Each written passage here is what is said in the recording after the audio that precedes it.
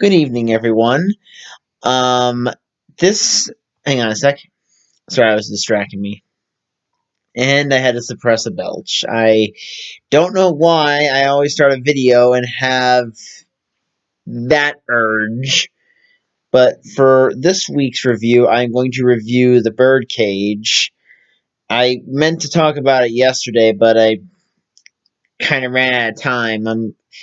Honestly, with this whole coronavirus pandemic, I'll admit I kind of lose track of time, and the days seem to be long at first, but by the time I get to the evening hours, I'm kind of sitting here thinking, where the hell did the time go?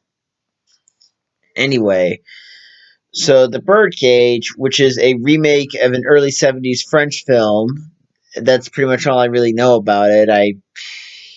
Yeah, I'm not sure what liberties this movie took with the original story, or if the original story has much connection with this, but basically, the story is Robin Williams plays a club owner of his drag club, and he is paid a visit from his 20-year-old son Val, who announces he's going to marry Barbara, who is the daughter of Kevin Neely, played by Gene Hackman, a ultra conservative politician.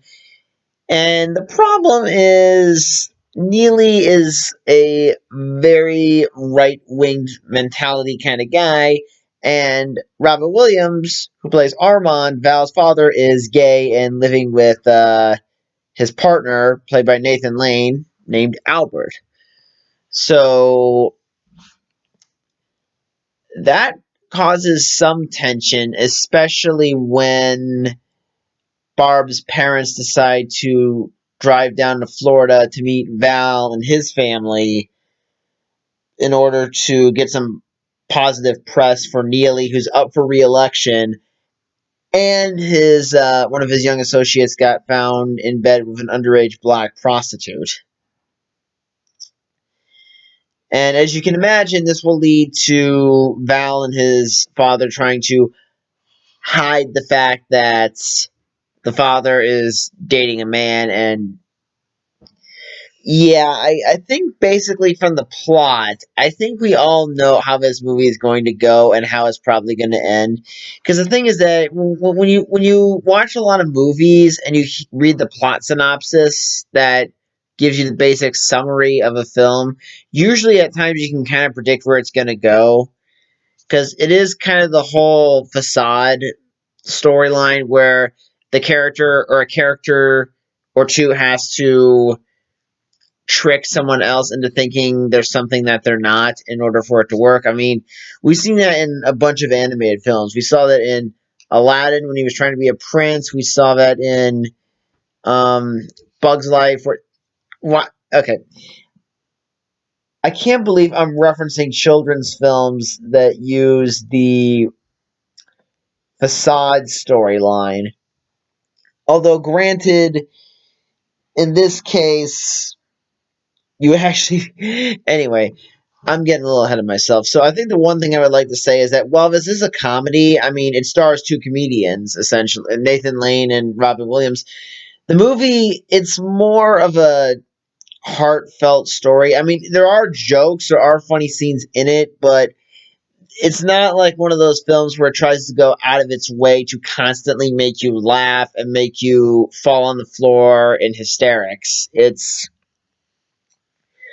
really meant to be a simple movie. Well, not really simple. It's meant to be a movie where there's some simple jokes, some lighthearted stuff, but then it deals with some pretty sweet natured emotional scenes. And some of those scenes, well, one of those scenes in particular, I think is kind of odd because the whole backstory of how Robin Williams has a son, even though he's gay, is because Williams had a one night love affair with a woman that he was working with, performing on Broadway with, and he wanted to see what all the straight men were talking about. So that's how Val was born, and Val hasn't seen his mom in 20 years. And this is one of my big flaws in the movie is that Albert, or not Albert, sorry, forgot the character's name. Armand, Robin Williams' character manages to convince the woman very quickly to help him pull off a facade in order to placate the Neelys for the night. And logically, this plan wouldn't work because even if you got away with it the first night, you're not going to be able to hide this forever. And also, I do find it weird how the woman that Williams is reuniting with, I find it funny. I mean, I know she understood that he was gay and not interested in women, but I do find it kind of weird. I do find it kind of interesting. Maybe this is the reason why she was convinced so easily to help him with the charade. But I do think that it's kind of weird that she was so willing to help a guy she hadn't seen or heard from in 20 years. You know? I mean, I can kind of understand why, but I feel like there could have been a little more tension with him trying to convince her. Like maybe she's unsure about the whole idea at first, but then when Williams tells her his side of the story and explains it, she kind of sympathizes with him a little bit, something like that. I just kind of think she was very agreeable very quickly, which I'm not sure how believable. I kind of understand that storyline, that part of the story more the more I think about it. But I think from another reason, aside from the obvious part, is that, if they just had her be tough to convince, that would have been cliched and it would have made the movie about 10 minutes longer than it already was. It's not a really long movie, not at all, but I'm just saying, that's not the main point of the film. Another thing that I do find to be problematic is that initially when Val says he's 20 and Barb is said to the audience to be almost 19. Yeah, I'm sorry, a 20-year-old man and an 18-year-old woman, that's a little young to get married, you know? I mean, if Val was 21 and Barb was 20, I think the parents would just have to suck it up and let the kids go in this case. And of course, I'm talking as a 25-year-old man who still lives with his parents, so what do I know about this? Um, those are really the only major problems in the movie I can think of, or just weird oddities in there. I do like the chemistry between Robin Williams and Nathan Lane because I do like how Williams is trying to be the rational one, and Nathan Lane is playing this prima donna bratty kind of star. It's funny because one of the main reasons why I wanted to watch this movie and why I wanted to see Nathan Lane in it was because I'd watched Modern Family and Nathan Lane has a prominent recurring role in that show. So I thought it'd be really funny to see Robin Williams with Nathan Lane. And Lane is pretty much playing the same character he plays in Modern Family. And considering the fact that Modern Family also has a gay couple as one of the main characters, I do kind of find Robin Williams and Nathan Lane's dynamic a little similar to Mitch and Cam, with one of the partners being the melodramatic and drama king kind of character, while the partner is kind of thinking, "Oh God, will you get a grip already?" So that was actually kind of fun to watch. And what I also like about the movie is that while the characters are gay, they don't rely heavily on stereotypes. They just kind of make them very real and believable. The only other movie I can think of from the 90s where they portrayed homosexual characters in a realistic light was Philadelphia. However, unlike Philadelphia, this movie has a much happier ending than that movie. That Philadelphia is a really depressing, bittersweet film when you think about it. I might I might review that movie someday, but that's kind of a little tough to get through because of how depressing the ending is.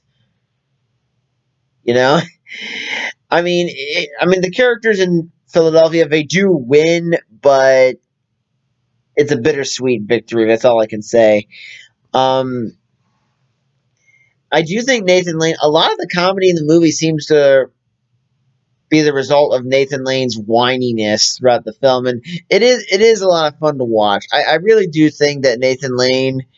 Actually, I would have liked to see him in more crazy, goofy films where the comedy is more manic and frenetic, because I think he would be perfect. Again, Modern Family really took advantage of that.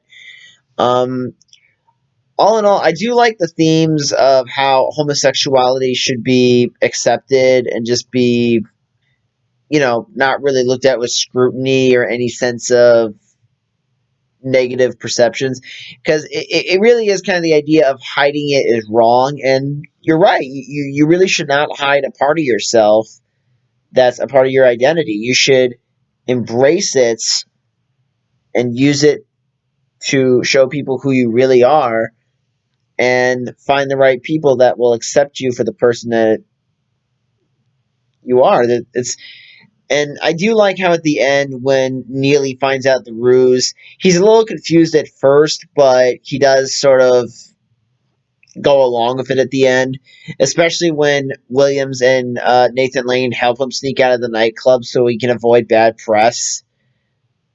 I mean, I'm not. I don't know if I'd call this movie.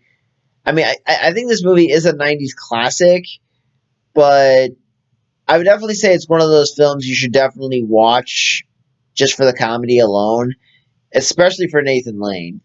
Wonderfully over the top performance as the drama king in the melodramatic guy. So that's all I have to say. And well, I'll talk to you guys next week. I'm not sure what I'll be reviewing next week, but it'll probably be Osmosis Jones, since that's the only disease movie I could think of I'd be willing to watch in this situation. So that's all I gotta say, and my cover will be Monday, and I'll see you guys then. Take care.